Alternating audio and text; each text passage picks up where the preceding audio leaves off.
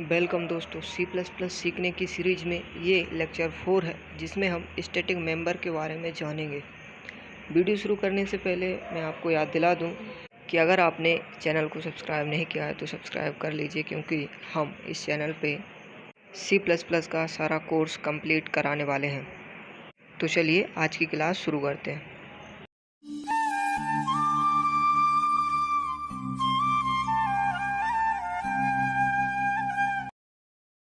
Static members की कुछ खासियत होती है, कुछ पहचान होती है और कुछ इम्पोर्टेंस होती है जिसको हमें याद रखना बहुत ज़रूरी है।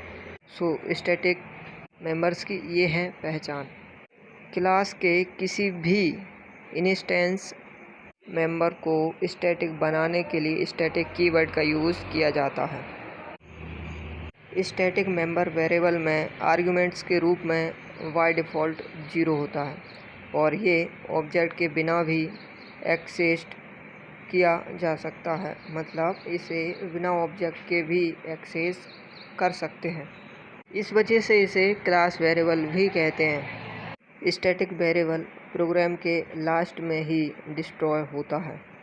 इसका मतलब यह है प्रोग्राम में सिर्फ एक बार बनता है और प्रोग्राम के डिस्ट्रॉय होने पर ही स्टैटिक वेरिएबल डिस्ट्रॉय होता है। स्टैटिक मेंबर्स को क्लास में डिक्लेयर कर देने भर से स्टैटिक मेंबर्स को मेमोरी नहीं मिलती, बल्कि इसे क्लास में डिक्लेयर करने के साथ क्लास के बाहर डिफाइन भी करना होता है। स्टैटिक मेंबर्स 3 तरह के हो सकते हैं। First, static local variable. Static local variable वह होता है जिस वेरिएबल को किसी फंक्शन में स्टैटिक वेरिएबल बनाया जाए तो उसे स्टैटिक लोकल वेरिएबल कहते हैं। चलिए इसे हम एक एग्जांपल से भी देख लेते हैं। स्क्रीन पे देखिए, इस प्रोग्राम में एक क्लास है कार नाम की। इस क्लास में एक वेरिएबल है इंट टाइप का इंस्टेंस वेरिएबल, और पब्लिक मोड में एक फंक्शन है f1 नाम का, और इस फंक्शन की बॉडी में स्टैटिक कीवर्ड की मदद से एक वेरिएबल और बनाया है।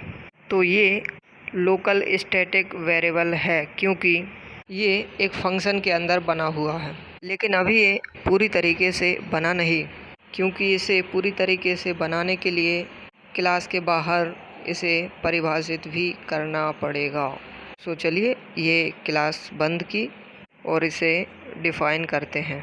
क्लास के बाहर डिफ़ाइन करने का तरीका ये होता है, बाहर हमें इसका रिटर्न टाइप लिखना होता है, फिर क्लास का नाम, स्कोप रिजोल्यूशन एंड वेरिएबल का नाम, और अगर हम चाहें तो इसमें कोई गार्बेज वैल्यू भी दे सकते हैं यहाँ पे, और अगर कोई गार्बेज वैल्यू नहीं देते तो बाय डिफ़ॉल्ट 0 होता है।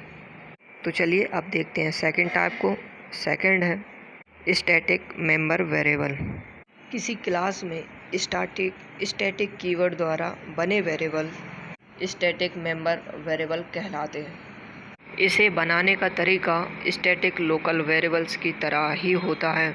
अंतर सिर्फ इतना होता है कि स्टैटिक लोकल वेरिएबल्स किसी फंक्शन के अंदर बनाते हैं और स्टैटिक मेंबर वेरिएबल किसी क्लास के में कहीं भी बना सकते हैं।